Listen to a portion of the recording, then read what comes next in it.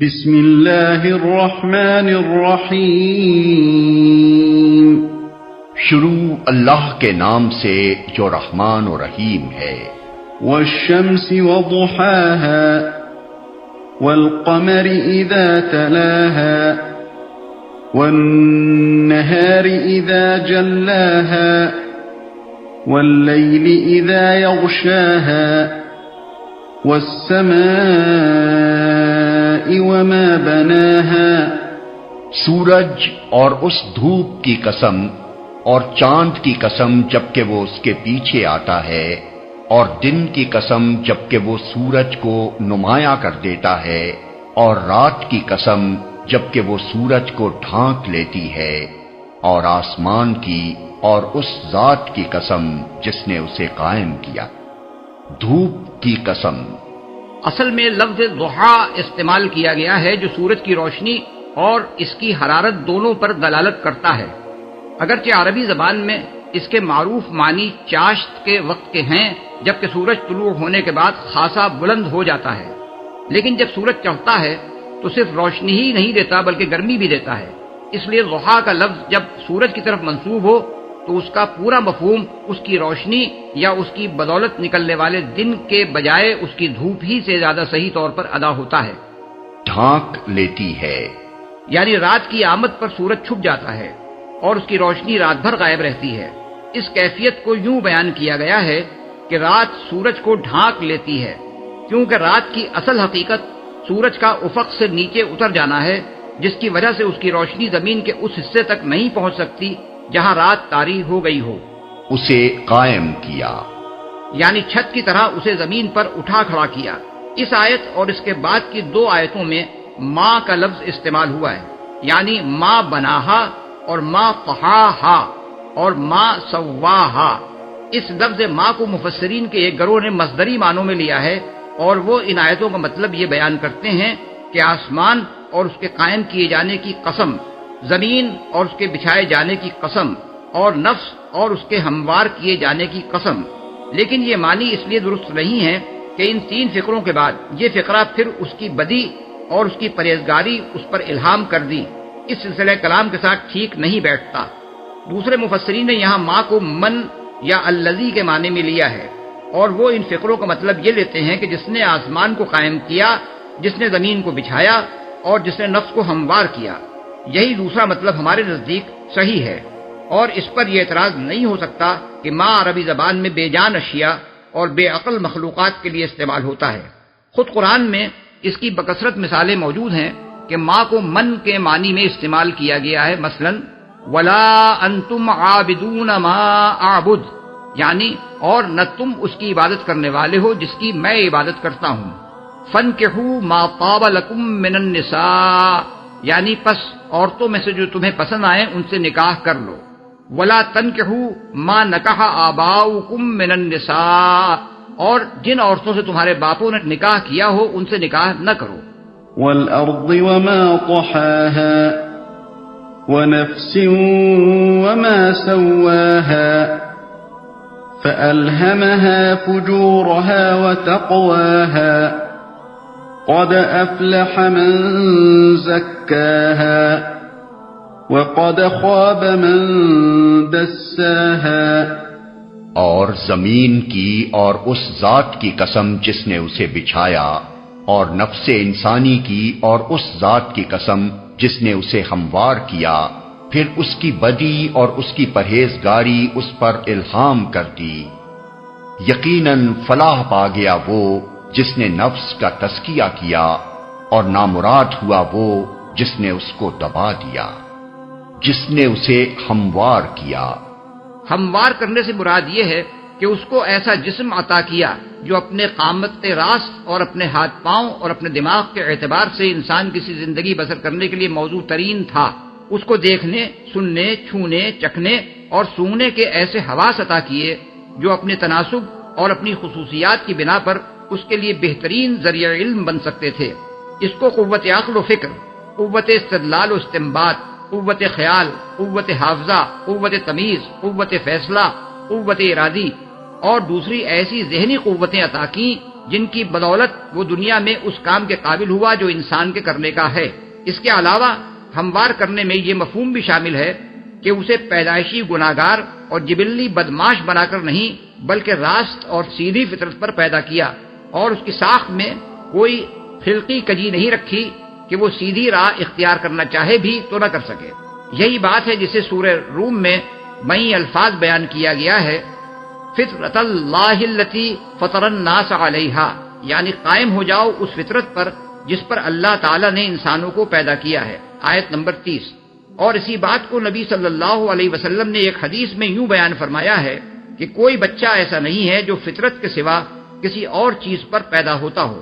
پھر اس کے ماں باپ اسے یہودی یا نصرانی یا مجوسی بنا دیتے ہیں۔ یہ ایسا ہی ہے جیسے جانور کے پیٹ سے پورا کا پورا صحیح و سالم بچہ پیدا ہوتا ہے، کیا تم ان میں کسی کا کان کٹا ہوا پاتے ہو؟ بخاری و مسلم۔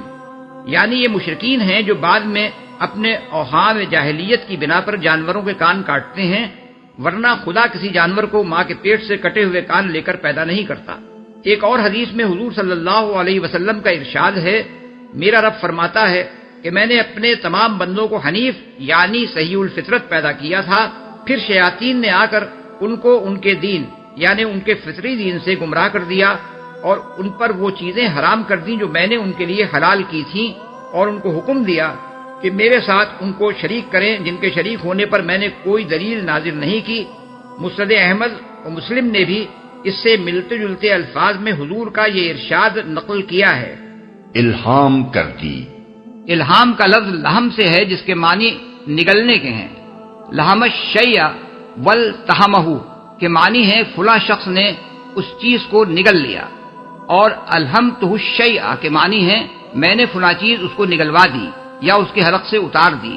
اسی بنیادی مفہوم کے لحاظ سے الہام کا لفظ اصطلاحاً اللہ تعالیٰ کی طرف سے کسی تصور یا کسی خیال کو غیر شعوری طور پر بندے کے دل و دماغ میں اتار دینے کے لیے استعمال ہوتا ہے۔ نفس انسانی پر اس کی بدی اور اس کی نیکی و پرہیزگاری الہام کر دینے کے دو مطلب ہیں۔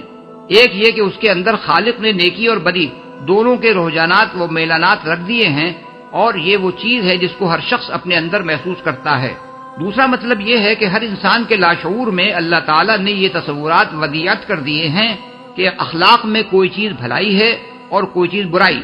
اچھے اخلاق و اعمال اور برے اخلاق و اعمال یکساں نہیں ہیں۔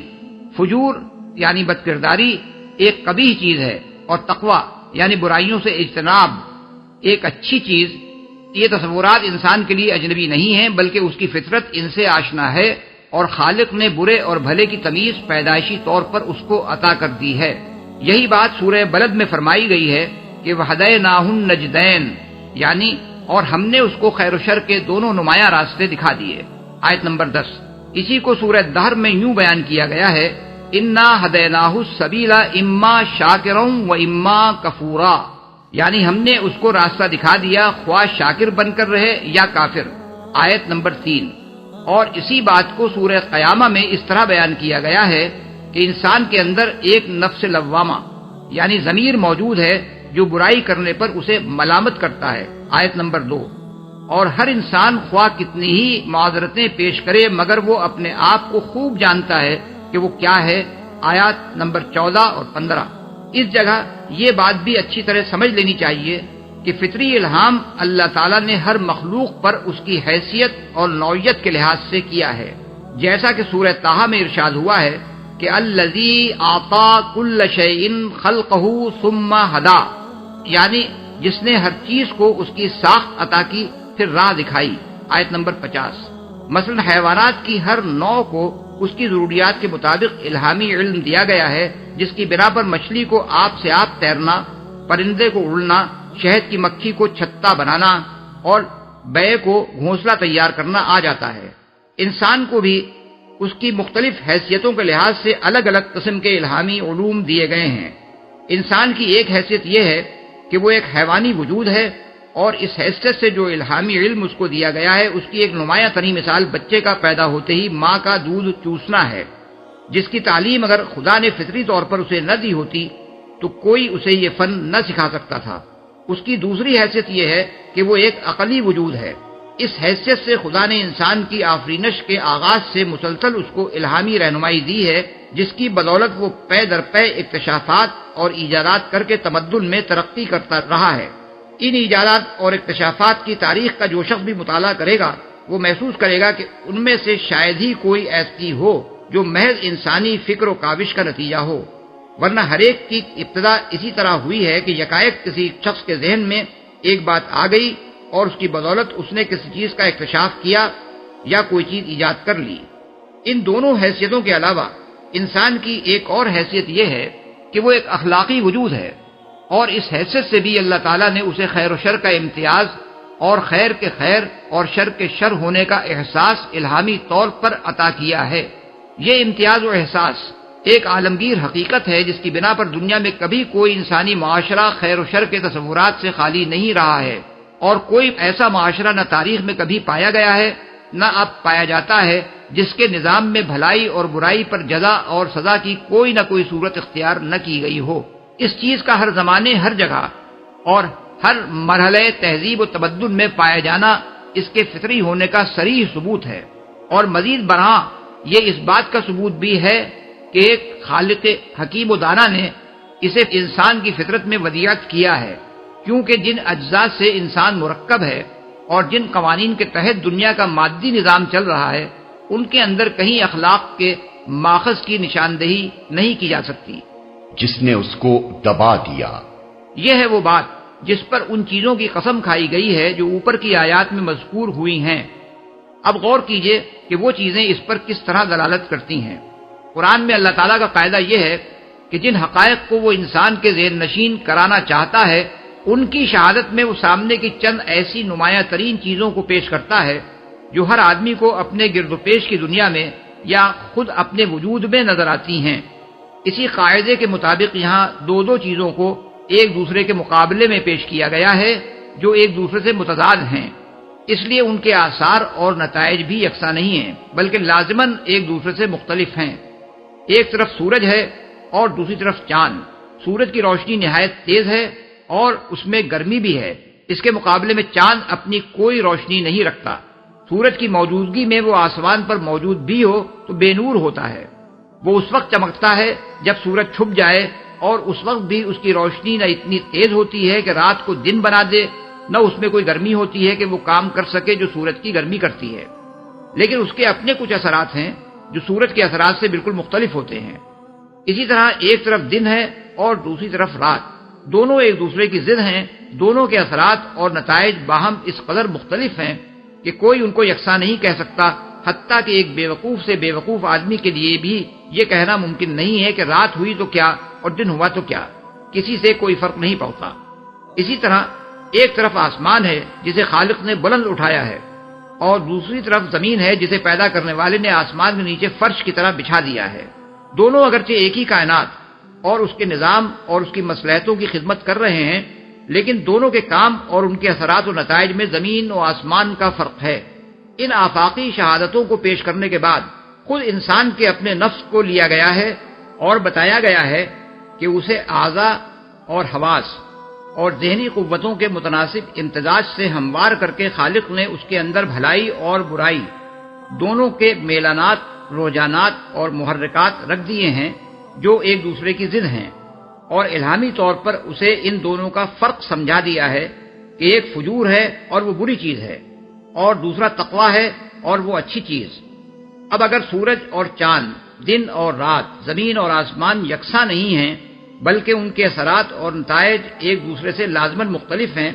تو نفس کا فجور اور تقوی دونوں ایک دوسرے کی ضد ہونے کے باوجود یکساں کیسے ہو سکتے ہیں؟ انسان خود اس دنیا میں بھی نیکی اور بدی کو یکساں نہیں سمجھتا اور نہیں مانتا، خواہ اس نے اپنے بنائے ہوئے فلسفوں کی روح سے خیر و شر کے کچھ بھی معیار تجویز کر لیے ہوں۔ بہرحال جس چیز کو بھی وہ نیکی سمجھتا ہے اس کے متعلق وہ یہ رائے رکھتا ہے کہ وہ قابل قدر ہے، تعریف اور صلے اور انعام کی مستحق ہے، بخلاف اس کے جس چیز کو بھی وہ بدی سمجھتا ہے اس کے بارے میں اس کی اپنی بے لاگ رائے یہ ہے کہ وہ مذمت اور سزا کی مستحق ہے۔ لیکن اصل فیصلہ انسان کے ہاتھ میں نہیں ہے بلکہ اس خالق کے ہاتھ میں ہے جس نے انسان کا فجور اور تقوی اس پر الہام کیا ہے۔ فجور وہی ہے جو خالق کے نزدیک فجور ہے، اور تقوی وہی ہے جو اس کے نزدیک تقویٰ ہے، اور خالق کے ہاں ان دونوں کے دو الگ نتائج ہیں۔ ایک کا نتیجہ یہ ہے کہ جو اپنے نفس کا تزکیہ کرے وہ فلاح پائے، اور دوسرے کا نتیجہ یہ ہے کہ جو اپنے نفس کو دبا دے وہ نامراد ہو۔ تزکیے کے معنی ہے پاک کرنا، ابھارنا اور نشو و نما دینا۔ سیاق و سباق سے اس کا صاف مطلب یہ ہے کہ جو اپنے نفس کو فجور سے پاک کرے، اس کو ابھار کر تقویٰ کی بلندی پر لے جائے اور اس کے اندر بھلائی کو نشو و نما دے، وہ فلاح پائے گا۔ اس کے مقابلے میں دساہا کا لفظ استعمال کیا گیا ہے، جس کا مصدر تدسیہ ہے۔ تدسیہ کے معنی دبانے، چھپانے، اغوا کرنے اور گمراہ کر دینے کے ہیں۔ سیاق و سباق سے اس کا مطلب بھی واضح ہو جاتا ہے کہ وہ شخص نامراد ہوگا جو اپنے نفس کے اندر پائے جانے والے نیکی کے رجحانات کو ابھارنے اور نشوونما دینے کے بجائے ان کو دبا دے، اس کو بہکا کر برائی کے رجحانات کی طرف لے جائے اور فجور کو اس پر اتنا غالب کر دے کہ تقویٰ اس کے نیچے اس طرح چھپ کر رہ جائے جیسے ایک لاش قبر پر مٹی ڈال دینے کے بعد چھپ جاتی ہے۔ بعض مفسرین نے اس آیت کے معنی یہ بیان کیے ہیں کہ قد افلح من زکی اللہ نفسہ وقد خاب من دس اللہ نفسہ، یعنی فلاح پا گیا وہ جس کے نفس کو اللہ نے پاک کر دیا، اور نامراد ہوا وہ جس کے نفس کو اللہ نے دبا دیا۔ لیکن یہ تفسیر اول تو زبان کے لحاظ سے قرآن کے طرز بیان کے خلاف ہے، کیونکہ اگر اللہ تعالیٰ کو یہی بات کہنی مقصود ہوتی تو وہ یوں فرماتا قد افلحت من زکاہا اللہ وقد خابت من دساہا اللہ، یعنی فلاح پا گیا وہ نفس جس کو اللہ نے پاک کر دیا، اور نامراد ہو گیا وہ نفس جس کو اللہ نے دبا دیا۔ دوسرے یہ تفسیر اسی موضوع پر قرآن کے دوسرے بیانات سے ٹکراتی ہے۔ سورہ اعلیٰ میں اللہ تعالیٰ کا ارشاد ہے قد افلح من تزکا، یعنی فلاح پا گیا وہ جس نے پاکیزگی اختیار کی، آیت نمبر 14۔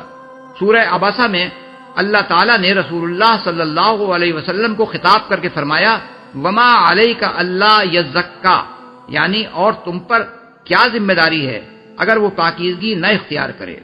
ان دونوں آیتوں میں پاکیزگی اختیار کرنا بندے کا فعل قرار دیا گیا ہے۔ اس کے علاوہ قرآن میں جگہ جگہ یہ حقیقت بیان کی گئی ہے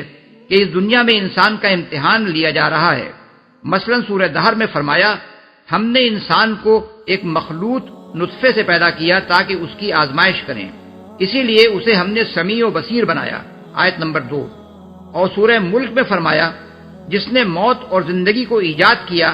تاکہ تمہیں آزمائے کون تم میں بہتر عمل کرنے والا ہے، آیت نمبر 2۔ اب یہ ظاہر ہے کہ امتحان سرے سے ہی بے معنی ہو جاتا ہے اگر امتحان لینے والا پہلے ہی ایک امیدوار کو ابھار دے اور دوسرے کو دبا دے۔ اس لیے صحیح تفسیر وہی ہے جو قتادہ، اکرمہ، مجاہد اور سعید بن جبیر نے بیان کی ہے کہ زکاہا اور دساہا کا فاعل بندہ ہے نہ کہ خدا۔ رہی وہ حدیث جو ابن ابی حاتم نے ان جویبر بن سعید ان الضحاک ان ابن عباس کی سند سے نقل کی ہے کہ خود رسول اللہ صلی اللہ علیہ وسلم نے اس آیت کا مطلب یہ بیان فرمایا کہ افلحت نفس زکاہا اللہ عز وجل، یعنی فلاح پا گیا وہ نفس جس کو اللہ عز وجل نے پاک کر دیا۔ تو یہ ارشاد در حقیقت حضور سے ثابت نہیں ہے، کیونکہ اس کی سند میں جویبر متروک الحدیث ہے اور ابن عباس سے ضحاک کی ملاقات نہیں ہوئی ہے۔ البتہ وہ حدیث صحیح ہے جو امام احمد، مسلم، نسائی اور ابن ابی شیبہ نے حضرت زید بن ارقم سے روایت کی ہے کہ حضور صلی اللہ علیہ وسلم یہ دعا مانگا کرتے تھے کہ اللہم آت نفسی تقواہا وزکھا انت خیر من زکاہا انت ولیہا ومولاہا، یعنی خدایا میرے نفس کو اس کا تقوی عطا کر اور اس کو پاکیزہ کر، تو ہی وہ بہتر ہستی ہے جو اس کو پاکیزہ کرے، تو ہی اس کا سرپرست اور مولا ہے۔ اسی سے ملتے جلتے الفاظ میں حضور کی یہ دعا حضرت عبداللہ بن عباس رضی اللہ عنہ سے طبرانی، ابن مردویہ اور ابن المنذر نے اور حضرت عائشہ سے امام احمد نے نقل کی ہے۔ اس کا مطلب در حقیقت یہ ہے کہ بندہ تو صرف تقوی اور تزکیے کی خواہش اور طلب ہی کر سکتا ہے، رہا اس کا نصیب ہو جانا تو وہ بہرحال اللہ ہی کی توفیق پر منحصر ہے۔ اور یہی حال تجزیے کا بھی ہے کہ اللہ زبردستی کسی کے نفس کو نہیں دباتا، مگر جب بندہ اس پر تل جائے تو اللہ تعالیٰ اسے تقوی اور تزکیے کی توفیق سے محروم کر دیتا ہے اور اسے چھوڑ دیتا ہے کہ اپنے نفس کو جس گندگی کے ڈھیر میں دبانا چاہے دبا دے۔ كذبت ثمود بطغواها إذ انبعث أشقاها فقال لهم رسول الله ناقة الله وسقياها سمود نے اپنی سرکشی کی بنا پر جھٹلایا۔ جب اس قوم کا سب سے زیادہ شقی آدمی بپھر کر اٹھا تو اللہ کے رسول نے ان لوگوں سے کہا کہ خبردار اللہ کی اونٹنی کو ہاتھ نہ لگانا اور اس کے پانی پینے میں مانے نہ ہونا۔ سمود نے اوپر کی آیات میں جن باتوں کو اصولاً بیان کیا گیا ہے، اب انہی کی وضاحت ایک تاریخی نظیر سے کی جا رہی ہے۔ یہ کس بات کی نظیر ہے اور اوپر کے بیان سے اس کا کیا تعلق ہے؟ اس کو سمجھنے کے لیے قرآن مجید کے دوسرے بیانات کی روشنی میں ان دو بنیادی حقیقتوں پر اچھی طرح غور کرنا چاہیے جو آیات 7 تا 10 میں بیان کی گئی ہیں۔ اولاً ان میں فرمایا گیا ہے کہ نفس انسانی کو ایک ہموار و مستقیم فطرت پر پیدا کر کے اللہ تعالیٰ نے اس کا فجور اور اس کا تقوی اس پر الہام کر دیا۔ قرآن اس حقیقت کو بیان کرنے کے ساتھ یہ بھی واضح کرتا ہے کہ فجور و تقوی کا یہ الہامی علم اس بات کے لیے کافی نہیں ہے کہ ہر شخص خود ہی اس سے تفصیلی ہدایت حاصل کر لے، بلکہ اس غرض کے لیے اللہ تعالیٰ نے وحی کے ذریعے سے انبیاء علیہم السلام کو مفصل ہدایت دی، جس میں وضاحت کے ساتھ یہ بتا دیا گیا کہ فجور کا اطلاق کن کن چیزوں پر ہوتا ہے جن سے بچنا چاہیے، اور تقوی کس چیز کا نام ہے اور وہ کیسے حاصل ہوتا ہے۔ اگر انسان وحی کے ذریعے سے آنے والی اس واضح ہدایت کو قبول نہ کرے تو وہ نہ فجور سے بچ سکتا ہے نہ تقوی کا راستہ پا سکتا ہے۔ ثانیاً ان آیات میں فرمایا گیا ہے کہ جزا اور سزا وہ لازمی نتائج ہیں جو فجور اور تقوی میں سے کسی ایک کے اختیار کرنے پر مترتب ہوتے ہیں۔ نفس کو فجور سے پاک کرنے اور تقوی سے ترقی دینے کا نتیجہ فلاح ہے، اور اس کے اچھے رجحانات کو دبا کر فجور میں غرق کر دینے کا نتیجہ نامرادی اور ہلاکت و بربادی۔ اسی بات کو سمجھانے کے لیے ایک تاریخی نظیر پیش کی جا رہی ہے، اور اس کے لیے سمود کی قوم کو بطور نمونہ لیا گیا ہے، کیونکہ پچھلی تباہ شدہ قوموں میں سے جس قوم کا علاقہ اہل مکہ سے قریب ترین تھا وہ یہی تھی۔ شمالی حجاز میں اس کے تاریخی آثار موجود تھے جن سے اہل مکہ شام کی طرف اپنے تجارتی سفروں میں ہمیشہ گزرتے رہتے تھے، اور جاہلیت کے اشعار میں جس طرح اس قوم کا ذکر کثرت سے آیا ہے، اس سے معلوم ہوتا ہے کہ اہل عرب میں اس کی تباہی کا چرچا عام تھا۔ جھٹلایا یعنی حضرت صالح علیہ السلام کی نبوت کو جھٹلا دیا جو ان کی ہدایت کے لیے بھیجے گئے تھے،